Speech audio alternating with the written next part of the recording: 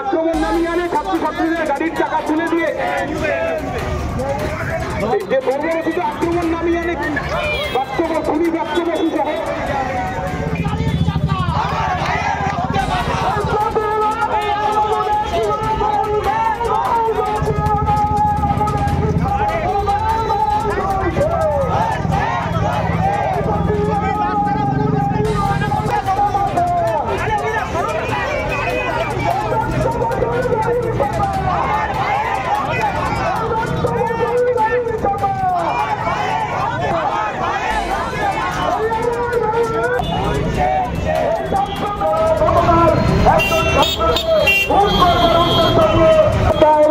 থানার ভেতরে যাব, অভিযোগ না নিলে রাস্তায় আমরা এখানে সারা রাত পর্যন্ত বেঁচে থাকবো।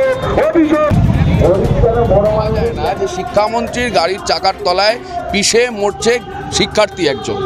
আমরা এটা মনে করছি যে শিক্ষামন্ত্রী খুনের উদ্দেশ্য নিয়েই গাড়ি চাপা দিয়েছেন এবং তার প্রতিবাদে শিক্ষামন্ত্রীর পদত্যাগের দাবিতে এবং যা যা চলছে শিক্ষাঙ্গন জুড়ে, সেটা আরজিকর থেকে শুরু করে স্বপ্নদ্বীপ থেকে শুরু করে যাবতীয় যা যা চলছে, ইউনিয়ন ইলেকশন বন্ধ, গণতন্ত্র নেই, কথা বলার অধিকার নেই, দুর্নীতি, মেয়েদের নিরাপত্তা নেই, ছাত্রছাত্রীদের নিরাপত্তা নেই, এই সব কিছুর বিরুদ্ধে আমরা বারাসাতে চাপাডালি মোড় থেকে আজকে এসএফআই উত্তর চব্বিশ পরগনা জেলা কমিটির ডাকে মিছিল সংগঠিত করে বারাসাত থানার সামনে এলাম। রাস্তা আটকে আমরা অবরোধ করছি এবং বারাসাত থানায় এলাম এই কারণেই, ওই যে বললাম খুনের চেষ্টা করেছেন শিক্ষামন্ত্রী ব্রাত্য বসু, তার শাস্তি ভারতবর্ষের আইন অনুযায়ী জেল।